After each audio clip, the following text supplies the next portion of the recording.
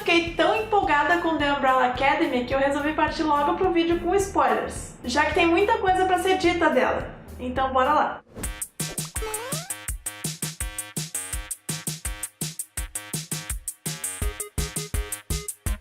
Se caiu de paraquedas aqui no canal, já vai se inscrevendo pra não esquecer, e se já é inscrito, já vai deixando o like pra apoiar o movimento. Disclaimer aqui rapidinho, nem preciso dizer que eu vou revirar essa série de ponta cabeça, né? Tá no título do vídeo, mas sempre tem um desavisado que reclama de spoiler. Pois é, eu vou comentar tudo, vai ter spoiler de tudo. The Umbrella Academy é uma série baseada nos quadrinhos de Gerard Way, do My Chemical Romance, com as ilustrações do brasileiro Gabriel Bá.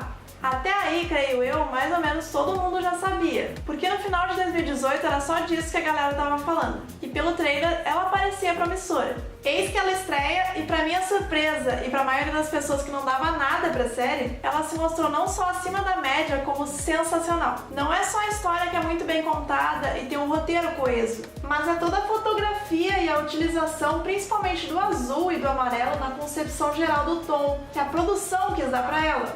Tudo aqui é detalhadamente pensado para extrair o melhor da experiência de super-heróis, sem perder a qualidade e sem derrapar naqueles efeitos toscos. É claro que eventualmente os efeitos toscos aparecem, até para poder expandir o final e ter uma carga dramática maior.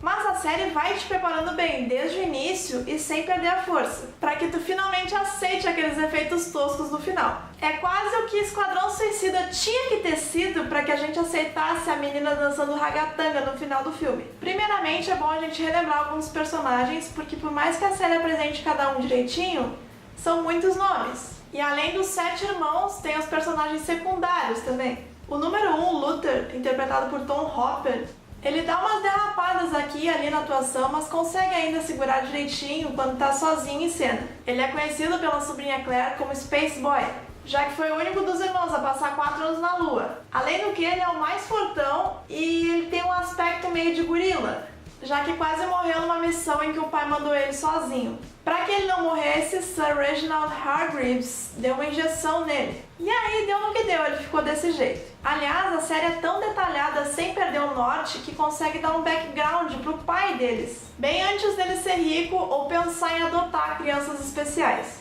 Para a segunda temporada, eu acho que vão expandir mais o arco dele, porque dá a entender que ele sabia muita coisa e arquitetou tudo desde o início com base nas informações que ele já possuía. Será que ele era um antigo agente da empresa que o número 5 trabalhava?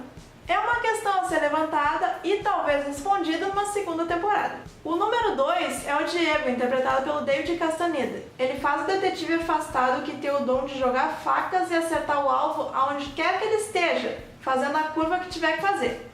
Ele também é bom de briga e é tipo o número 1. Tem um poder mais físico do que mental, como o da Vânia ou do Klaus, por exemplo. Então não precisa ser lapidado, é questão de prática. Ele talvez tenha o arco mais fraco, mas não por falta de tempo em tela. É só porque realmente a maioria dos irmãos ali era mais interessante do que ele. E a ideia do roteiro na série é ir apresentando um a um e depois ir aprofundando cada um em cada episódio, o que acaba dando super certo e deixa a série linearmente boa. Tem alguns episódios mais fraquinhos do que outros, principalmente ali no meio da série, mas os 2 primeiros já te deixam pronto para essa queda na movimentação. E aí ela volta a ter força mais pra frente. A número 3 é a Alison, e ela tem o poder da sugestão. E aí vocês devem estar pensando, nossa, que poder ruim, né? Na verdade não, porque ela consegue basicamente tudo que ela quer. É só ela dizer, ouvir um boato que gera uma distorção ali entre ela e a pessoa que ela está conversando, e o que ela falar depois disso é o que a pessoa eventualmente vai fazer. Foi por isso que ela perdeu a guarda da filha, porque às vezes ela utilizava isso na filha e o marido viu. E ela utilizava constantemente para conseguir as coisas na carreira, no relacionamento e tudo mais. O que eu achei inteligente no roteiro também é ela estar em alguns momentos chaves da vida da Vânia, usando o poder dela para induzir a menina a achar que era comum e no momento que ela está conseguindo entender o poder dela. Inclusive, essa cena em que a Vânia corta o pescoço dela foi totalmente inesperada. E a série acaba brincando muito com o espectador, de surpreender ele pelo menos uma vez em cada episódio. Eu só achei meio mancada ali no início não terem matado ela de fato, ou terem deixado ela no plano espiritual junto com o Ben.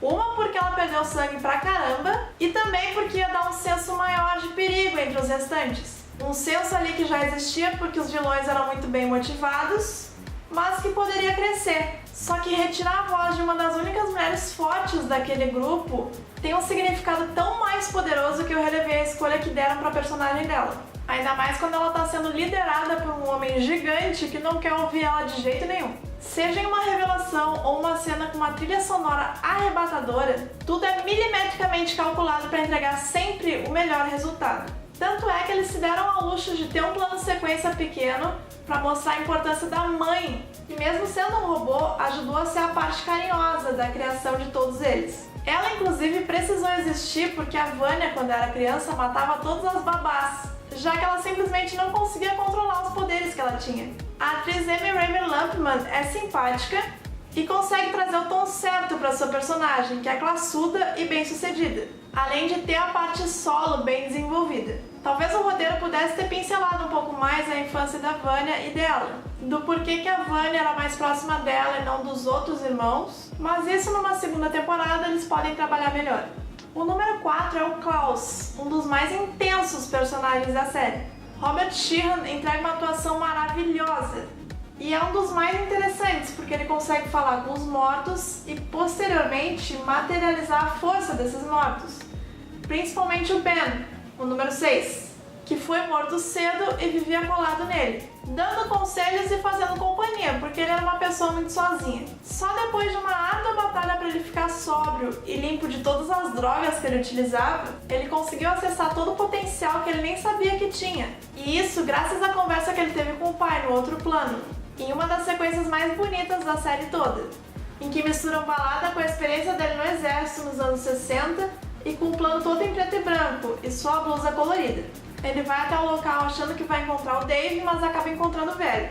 E aproveita para perguntar o que diabos aconteceu. Só que na hora que ele ia falar uma coisa mega importante, ele volta para onde ele estava, que era a festa em que o Luther estava metendo louco, logo depois de descobrir que ele ficou 4 anos à toa na Lua, sem propósito nenhum. Eu até achei ali no final que como um pedaço da Lua se desprendeu e estava vindo em direção à Terra, ele poderia fazer alguma coisa, já que ele tinha um amplo conhecimento da Lua. Mas acabou que ele foi sem propósito mesmo. Já o número 5 é aquele que liga todos os irmãos a um propósito maior. Ele desapareceu há mais de uma década e volta através de um portal, tocando terror e falando sobre o apocalipse, que ia acontecer dali 8 dias. Isso tudo porque ele tem o poder dos saltos espaciais e temporais. Tanto que foi numa dessas que ele foi parar no futuro e descobriu tudo o que iria acontecer. A história dele e os takes em que ele está envolvido são os melhores da série toda, empatando talvez com a cena solo do Klaus, em que ele está triste, delirando ou ambos. E aí, tanto as cenas mais claras, como quando ele está no meio dos escombros do futuro caótico pós-apocalipse,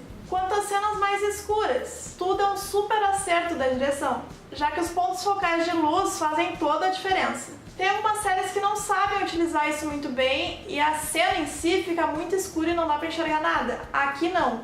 E aqui ainda vale uma menção pro Aidan Gallagher, que convence muito ao interpretar um adolescente com uma consciência de um senhor de 58 anos de idade. Ele não perde a força em nenhum momento e consegue se destacar tranquilamente entre os seus colegas de cena, mesmo tendo apenas 15 anos.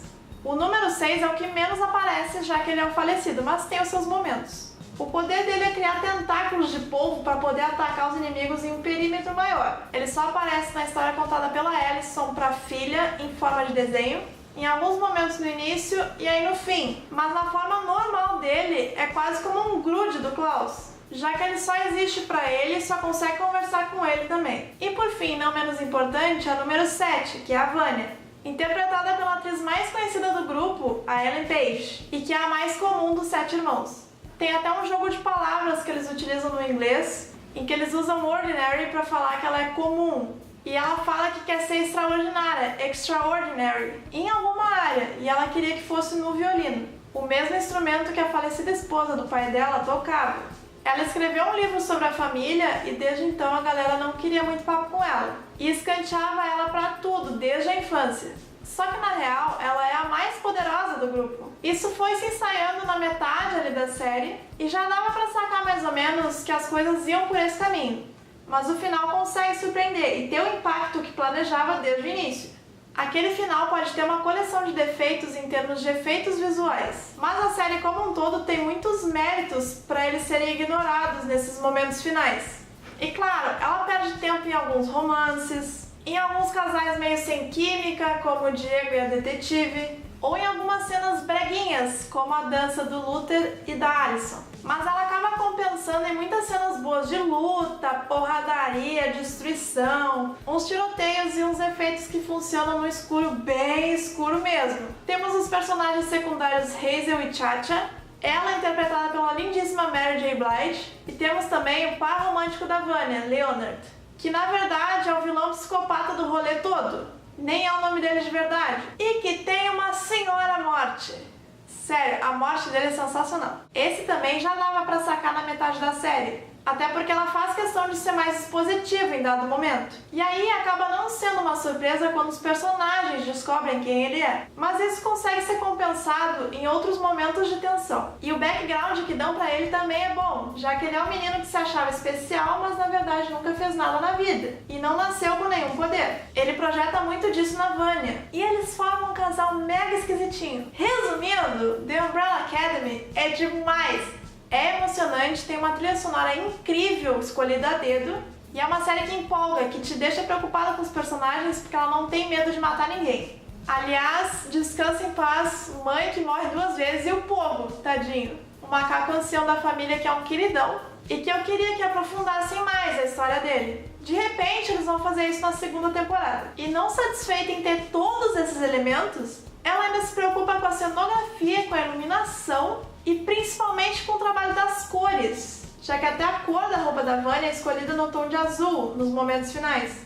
A série se encerra conseguindo te deixar na hype para uma 2ª temporada, porque quando eles estão no campo de energia do número 5, todos eles voltam a ser crianças de novo. Basicamente, ela é tudo o que X-Men poderia ter sido e não conseguiu. Pelo menos não na mão da Fox, né? Agora que a Fox foi comprada pela Disney, talvez melhore. Mas aqui, The Umbrella Academy é um respiro da Netflix em termos de séries de super-heróis, já que ela tá para perder os direitos de criação de alguns personagens de uma gigante que detém um império, que é a Disney, né, minha gente, que vem aí com seu canal de streaming. Ainda tinha muito mais detalhezinhos para falar, alguns romances nada a ver, a vilã da Kate Walsh, que vai ganhando espaço mais lá pro fim.